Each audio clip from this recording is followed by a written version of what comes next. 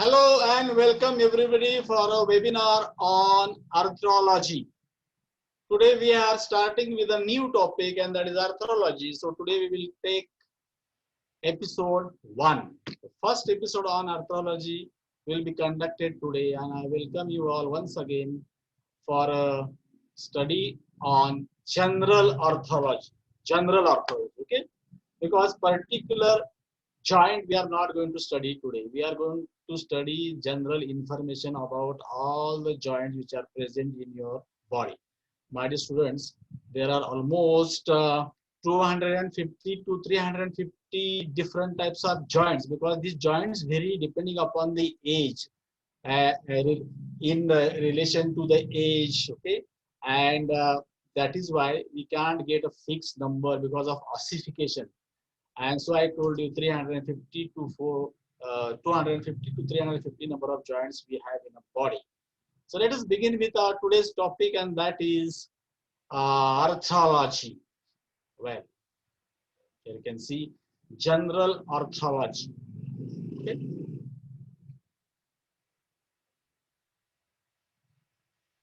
Are you ready?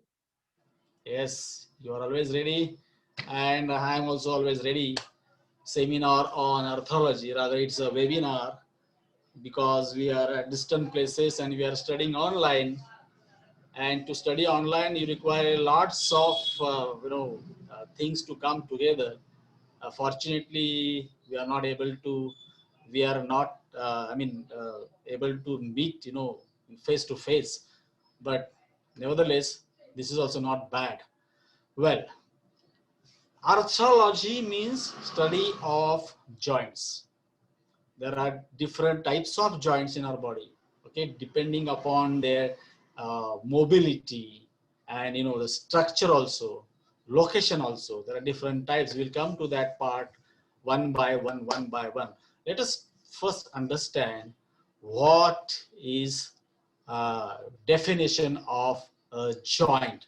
In English we call it a joint, but in Latin or Greek, there are other words like arthros or junctura, and there are many other names, articulatio. I'll come to that point one by one. So let us begin with today's topic, and that is arthrology. Arthrology means study of joints.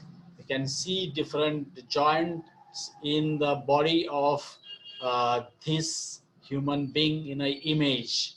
You can see shoulder joint, elbow joint, wrist joint, hip joint, knee joint, ankle joint.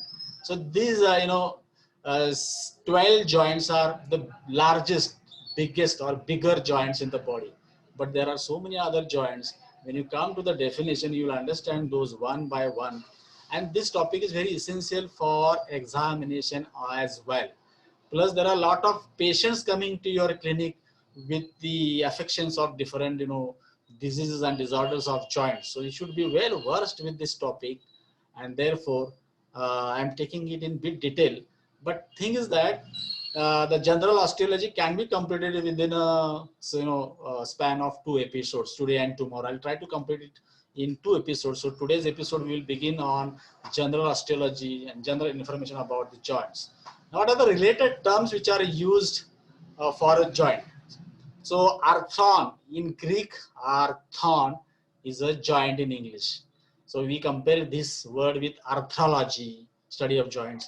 Synarthrosis is a type of joint. Diarthrosis is a type of joint. Arthrodesis is a disease of joint.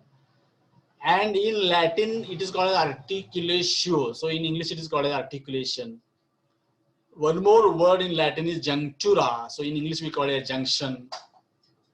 And there is one term called as syndesmology. This has to be studied with arthrology because syndesmo means ligament. These joints are formed by the union of cartilages of two bones, but they are to be kept bound by some fibrous connective tissue, and that is called as ligament. So study of ligaments related to joints means syndesmology. So today and tomorrow we will be dealing with arthrology and syndesmology simultaneously. Well, now what is the definition of a joint? Okay, the definition can vary from person to person, author to author, teacher to teacher. This is my definition. Joint is a junction between two or more cartilages, and this much of definition is quite sufficient. But you have to be more what you call informative, and that is why we can call it as joint is a junction between two or more cartilages or cartilaginous ends of bones. Always bones, when they come together to form a joint, their ends possess a cartilage. So cartilage will meet for a junction. So it is a device to permit movement. So what is the requirement of joints in our body? Movements. However, immobile joints are also there, which are primarily meant for a growth. So that means joints are not only meant for movement, they are also meant for growth and may permit molding during the child. So they are also meant for molding. So at least you remember two words, movements and growth. These are the two, because we have some joints which are mainly there in the body for the purpose of growth, not only movement. So growth comes at par with movements. So simple definition is joint is a junction between two or more cartilages or cartilaginous ends of bones. Two, or you can also say junction between two or more bones. So bones, the portion which takes part in joint is a cartilage. So that becomes a little, what do you call, out of the way definition. You always use the word cartilage. Now we'll go for classification of joints one by one. Before we go for classification, I'll show you some joints in the image. This is called as ball and socket joint. This is called as hinge joint. Even though they have got name, they are having different types and varieties. What you can say, hinge or gliding joint. So I'll take one by one, names of different classification. Let us classify joints according to structure, which is called as structural classification of joints. So first is fibrous joint. So fibrous joint is one type of joint. Now it has got subtypes like sutural joints or sutures, syndesmosis and gomphosis. These are the subtypes of fibrous joint. Next type of structural classification is cartilaginous joint.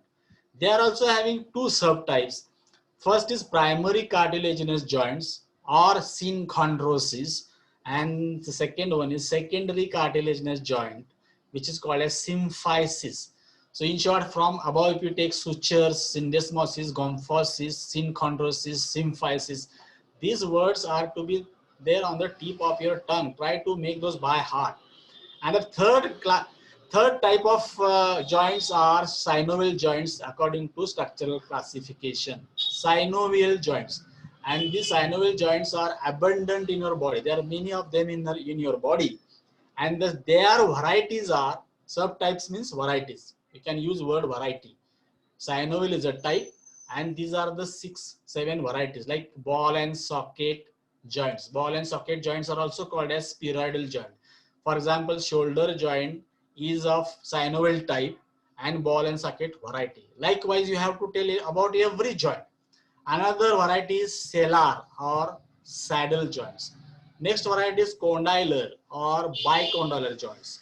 Next variety is ellipsoid joints. Next is hinge joints.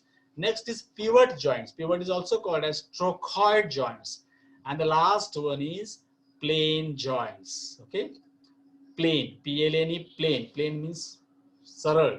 So you can remember all these names. They will be coming. Those names will come for you again and again, again and again.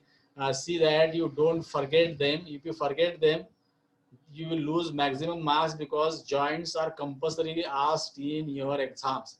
Full question is asked usually on shoulder joint, knee joint, hip joint, wrist joint or ankle joint. Okay, any big joint is always asked. Plus there are MCQs in your paper regarding types of joints and so on. So we have done structural classification first.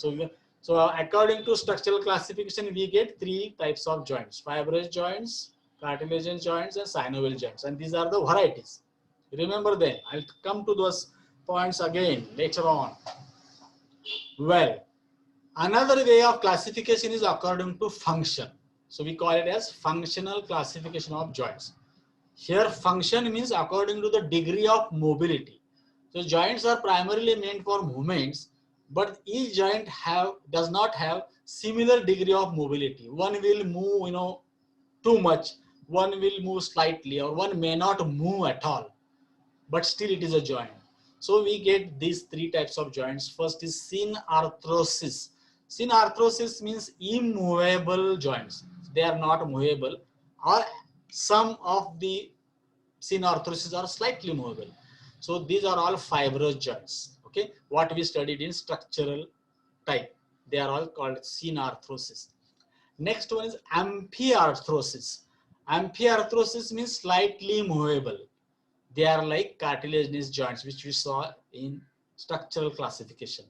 And third one is diarthrosis, freely movable, like what we saw in structural joint as synovial joints. So fibrous joint, cartilage joint, synovial joints, we have studied in the structural classification. The same names here, if you take them into consideration according to the degree of mobility as a function, the first one comes synarthrosis, immovable, amphiarthrosis, slightly movable, and diarthrosis, freely movable. Now shoulder joint is highly freely movable. So all the joints which move are all diarthrosis. So now you will not understand synarthrosis and amphiarthrosis either at the first look, but as you go through the further study, you will understand what these synarthrosis and amphiarthrosis are really meant for in the body. Here you can see the different figures of different joints, especially shown with the help of roots. So you can see two bones, you can see three bones here. Their formation is different, a T shape, L shape, okay? So similar kind of joints we have in our body. Now here I am showing you three images of three different joints. First one is a synarthrosis, that is fibrous joint. The fibrous connective tissues there in between two bones, and these are usually sutural joints found in the skull. Here you can see amphiarthrosis is a cartilaginous joint. You can see the two bones and the cartilage is present in between them. And third one is a diarthrosis synovial joint. This is mostly the example of a knee joint or a shoulder joint. You can see a synovial cavity, synovial membrane, and a fluid in the joint space. Well, let us now try to understand those synarthrosis, amphiarthrosis, and diarthrosis. Okay, ICS means plural. Diarthrosis are fixed joints, at which there is no movement. Okay, the articular surface are joined by tough fibrous tissue. Often the edges of the bones are dovetailed into one another as in the structures of the skull. So skull bones, even if they are 22, they are not movable. Try to move your skull. It doesn't move because they are all fixed. That is why, but they are joints. So sutural joints are the best example of synarthrosis. Now what is amphiarthrosis? Amphiarthrosis are joints at which slight movement is possible, but it is unnoticeable by the person. We don't understand there is movement taking place actually, but they move slightly. A pad of cartilage is between the bony surfaces, and there is a fibrous capsule to hold the bones and cartilage in place. The cartilages of such joints also act as a shock absorbers. Shock absorbers you have for your bikes, for your motor cars. And here, for example, we take the typical example of intervertebral disc between the bodies of vertebrae.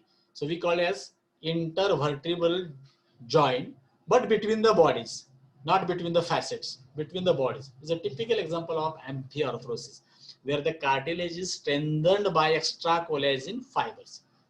So when you bend down, when you rise up, or when you turn this side, that side, some movements take place in your vertebra, and those take place at the intervertebral disc. So they are called as amphiarthrosis.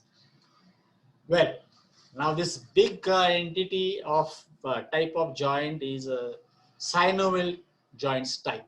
We call them as diarthrosis.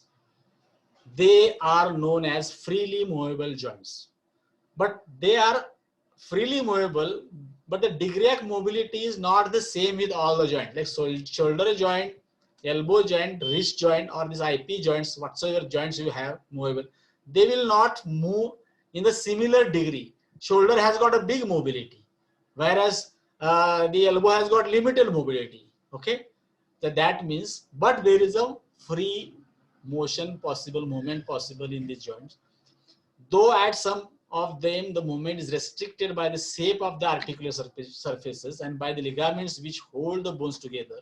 They are still freely movable. And these ligaments are elastic connective tissues which hold them. So at the time of study of a particular joint, you should be able to name the different types of ligament. For example, shoulder joint, if you should know coracohumeral ligament. There are different types of ligament by the name of surrounding structures. We'll come to that point later on when we study a particular joint, because that is most important for exams. Now here you can see the types of joints in this image. You can see the ball and socket, you can see the pivot, hinge, ellipsoid. Here you cannot see them as types. These are the varieties of synovial joint, because synovial joint is a type and it has got different varieties. So here all these synovial joints are shown, hinge joint, ellipse, and the names of joints are different, but the variety category is different. For example, wrist joint is having ellipsoidal variety. It is a synovial type. Hip joint is a ball and socket variety, synovial type. Likewise, knee is a condylar variety, synovial joint. So first sentence is the introduction of the joint. Then you have to introduce the number of bones taking part and the names of bones taking part, and so on. The study will proceed with the arthrology. Well, now we'll go to the understanding of synovial joint. What exactly synovial joint? Because it's a big entity, and this is always, they are important because we have all bigger joints, and those are quite often affected. A synovial joint has a fluid-filled cavity between the articular structures, which are covered by the articular cartilage. The fluid is known as synovial fluid, and is a type of form of lymph produced by the synovial membrane, which lines the cavity except for the actual articular surfaces and covers any ligament or tendon which passes through the joint. Synovial fluid acts as a lubricant. That is why you will not feel the friction between the articular surfaces when moving. So synovial joint, synovial fluid, synovial membrane, synovial fluid sac, and all these structures you should know very well. Okay. Well, the synovial joints, the form of articulating surfaces controls the type of movement which takes place at any joint. So articular surface will decide what type of movement are possible in a particular joint. Okay. So according to this, the movements possible at synovial joints are described in a different terminology, like angular movement. Now, angular movement means what type of movements? We have already studied the different terminology in our first lecture itself. So first angular movement is flexion. Flexion means decreasing angle between two bones. Extension is another angular movement, opposite to flexion, increasing the angle between two bones. Abduction is another movement, moving away from the midline, and adduction is bringing the part towards the midline. So 1, 2, 3, 4, flexion, extension, abduction, adduction. These are the angular type of movements. So I'll show you on my elbow joint. This is an angular movement. But at this joint, adduction and abduction is not possible. There are restrictions due to the structure of this joint, but that is possible in some other joint. Well, what are the other types of movements? After angular movement, we come to rotatory movement. Rotatory movement means rotation, turning upon an axis. So there are two rotations possible, that is medial rotation and lateral rotation. And another is combination of all the movements. It's called circumduction, moving the extremity of the part round in a circle so that the whole part inscribes a cone. So I'll show you in my shoulder joint. So this is called a circumduction in front. So it can be shown on lateral side also. Another type of movement is gliding. Gliding means sliding. One part slides on another. This is a gliding movement. So angular movements, rotatory movements, and gliding movements is the common movements possible in the synovial joint. One more slide I am showing you here to emphasize more on the types of joints. But here again, instead of types of joint, we are giving you the varieties of joints. Varieties means subtypes. So these are all pivot, ball and socket, hinge, saddle, gliding, condyloid. These are the varieties of synovial type. For example, pivot is a first atlantoaxial joint. Ball and socket, shoulder is a ball and socket joint. Hinge, here it is a hinge, this is elbow joint. Saddle is possible is at the thumb, that is called as first carpometacarpal joint, and gliding movements is possible in the intercarpal joints, and condylar movement is possible in the interphalangeal joints or also in the knee joint. Now we'll go to another way of classification, that is called as regional classification. Regional means which region they belong to. So first type is skull type. So skull type means the joints which are present in the skull and they are usually immovable. So they are fibrous. Then second is type is vertebral type. Joints which are present in the vertebrae, mainly between the bodies of vertebrae, and they are slightly movable, means they are cartilaginous joints. And third is limb type. Limb type means joints which are present in the upper and lower limb. All these big joints and small joints of hand, they are freely movable, means they are synovial joint. So you go from anywhere, you come to these three terms itself. Those are fibrous, cartilaginous, synovial. So if somebody asks you what are the types of joint, you should say there are three types of joints. Which are those types? Fibrous, cartilaginous, and synovial. This is what your answer should be. Even if you go as per structure, as per function, as per region, ultimately you will come to those three. Well, let us now see the figures of regional joints, that is skull type, vertebral type, and limb type. Here you can see this is a skull type. This is called as sutural joint. So this is a fixed because it is a fibrous joint. Now this one is a hinge joint, so knee joint. So this is called as synovial joint. And in the vertebra, if you have an intervertebral joint, then you will call it as a vertebral type, and that is called as cartilaginous joint. One more ball and socket joint is shown here for a synovial joint. Okay. Now let us proceed a little further. The structural classification is more commonly followed and will be considered in detail in the following paragraph. Means amongst all the study of these different types of joints, we have to give more time as well as emphasis for the common joints. So that is common types of joints. So structural classification we consider more over functional and regional. And here you can see image of different joints with different ligaments. So most of the joints in the body are shown here. It is very difficult to read, but you can see the joints and they are covered by different ligaments of those joints. Now let us talk about fibrous joint first. So we'll go in the details of fibrous joints. In fibrous joint, the bones are joined by fibrous tissue. I told you in the beginning also. These joints are either immovable, they are mostly immovable, but they may permit a slight degree of movement. These can be grouped in the following three subtypes. We have seen the subtypes also, or you can say categories. First is sutural joint or sutures. Sutures means like sutures on your cloth with a sewing machine. Silai manto apan. So that is called as sutures. These are peculiar to skull and are immovable. If they are present in the skull, they are immovable. According to the shape of bony margins, the structures can be plane. The sutural can be plain sutural joint. It can be serrate sutural joint. It can be denticulate sutural joint. It can be squamous sutural joint. It can be limbus sutural joint. It can be of syndhylasis sutural joint. So in the suture also there are different subtypes. And for example, intraparietal sutural joint. So in between two parietal bones, so there is a sagittal suture here. That sagittal suture in itself is a sutural joint and it's called as intraparietal sutural joint. Now we'll go to second type of fibrous joint. That's called as syndesmosis. The ones are connected by the interosseous ligaments. So interosseous means osseous means bone. Interosseous means between two bones. So here you can see there is a radius and ulna. So radius and ulnar, they are long bones, typical long bones. So in between them, there is an interosseous membrane, or it is also called as interosseous ligament. So radio-ulnar or middle radial, because it touches at three places: superior radio-ulnar, middle radio-ulnar, and inferior radio-ulnar.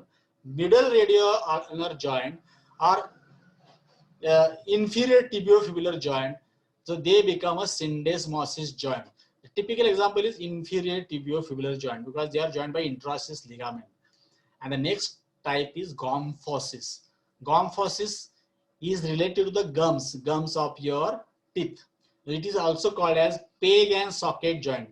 Peg manje khunti rone. So teeth are, they are embedded in the gum. So they are called as gomphosis.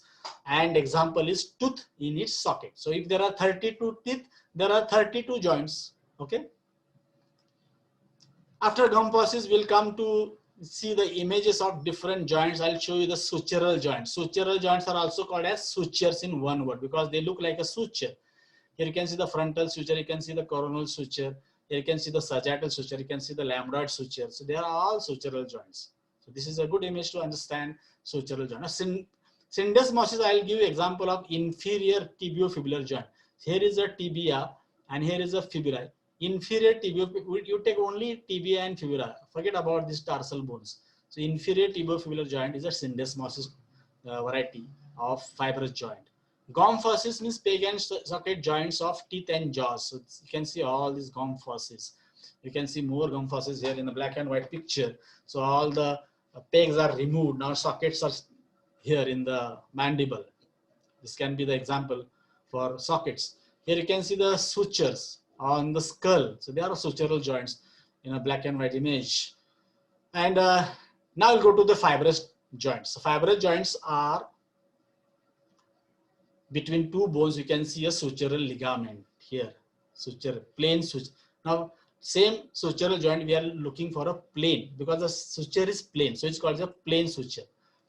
And here if you see, the suture is not plane. Suture is, sorry, this suture is not a plane joint. It's a serrate suture. Serrate because there is a serration. Here it is not plane, not serrate. It is slant, so squamous. And of course, the inferior tibiofibular syndesmosis we have seen in the upper example. Previously, we have seen that. Now, these are the more fibrous types of joint. Here you can see the suture is denticulate in shape. So it's called denticulate suture. This is another type, syndialysis, wedge and groove suture. It is present between omer bone and sphenoid bone. So it's called as syndialysis. And this is gum fosses, peg and socket between tooth and the jaw, either maxilla or mandible. So these are the types of figures in what you call in images which we saw. Now we'll go to the cartilaginous joint. In this type of joint, the bones are joined by cartilage. There are two types of cartilaginous joints now. One is primary cartilaginous joint and other is secondary cartilaginous joint. Primary cartilaginous joint is called as synchondrosis, and they are having hyaline cartilage in the formation of joints. So they are also called as hyaline cartilaginous joints. The bones are united by a plate of hyaline cartilage so that the joint is immovable and strong. These joints are temporary in nature because after a certain age, the cartilage plates is replaced by a bones. It's called as synostosis. So for example, epiphysis and diaphysis are the growing end of the long bone. As long as it is growing, there is a joint. After the growth is over, it gets calcified or it becomes a bone, synostosis. So synchondrosis becomes synostosis at the time of closure. That is why the number of joints goes on decreasing as you grow up. Otherwise, they are joined, and these joints are they are meant for only growth, not for movements. So, joint between epiphysis and diaphysis, spino-occipital joint, first chondrosternal joint here. Some of the joints they remain after adult age also. Now we will see another example is costochondral, means all the ribs, bony part and cartilage part, they are, I showed you in the cartilage study, there are 10 of them. All of them remain joint till almost till your death. But those ribs, they do not move at that junction, but they are joints. And now secondary cartilage joints means symphysis. And here there is a fibrocartilage present. So fibrocartilage joints is another name for symphysis. The articular surfaces are covered by thin layer of hyaline cartilage and united by disc of fibrocartilage. So first comes hyaline cartilage, again there in between there is a fibrocartilage, and these joints are permanent. They are always persist throughout the life, and typically these joints occur in the median plane of the body and permit very limited movements. For example, symphysis pubis between two pubic bones here below the abdomen, and mandibulosternal joint between mandibular and the sternum on the chest wall, and also intervertebral joints between the bodies, which we saw earlier in examples. So this is about secondary cartilage joint or symphysis. Here you can see primary cartilage joint where there is hyaline cartilage present between bone, and these are only for the growth, and fibrocartilage with hyaline cartilage with bone. These are secondary cartilaginous joints which are symphysis, and they remain all throughout the life with very slight movement possible there.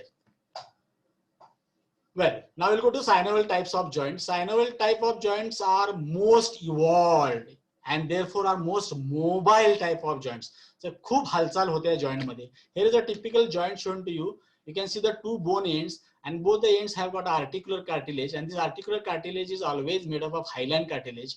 And if one is having a male convex convexity, the other will have a female concavity. So it's called a male and female surfaces of the joint. And here there is a synovial membrane with a synovial membrane lining, fibrous capsule and synovial membrane, and there is a cavity and fluid inside it. The typical example of synovial joint, typical diagram you can see. And they are highly movable. So the whole body that your moves, so hand, leg, whatever moves in your body, fingers and all, that is only because of synovial joints. See this, how fast this skeleton is running only because of the synovial joints. And these synovial joints are having different varieties, and those are called as different type varieties of synovial joints. Plain joints, and if there is no axis, if there is one axis, hinge joint, pivot joint. If there are two axes, condylar joint, ellipsoid joint. If there are more than two axes, it's called multi-axial joint, saddle joint, and ball and socket joint. And here you can see the movements possible around those joints are given here, and examples of these joints is given here. For example, for ball and socket, first carpometacarpal joint, shoulder joint, hip joint, talocalcaneal navicular joint. All these examples also we are going to deal in our next episode tomorrow. So remember this subtypes, number of axes, what movements are possible in these joints, and what are the examples of a particular variety of a joint. And I am keeping this uh, table tomorrow morning again for, because this is more important. More questions are posed on this joint. Because of time constraint, I am moving little further again and again. And my dear students, let us take break today with the first part of arthrology, because we are running out of time. And tomorrow we will come back again for a second part of arthrology, and that will be the last part. I'll be dealing with more particular types of joints tomorrow morning at 10 o'clock. And till then, we'll take an intermission. Intermission means half time. Half time is over. Today half time, and tomorrow is our second day. So tomorrow we will come back at 10 o'clock sharp. And with this, I end today's webinar. Thank you. Thanks a lot, and have a nice day.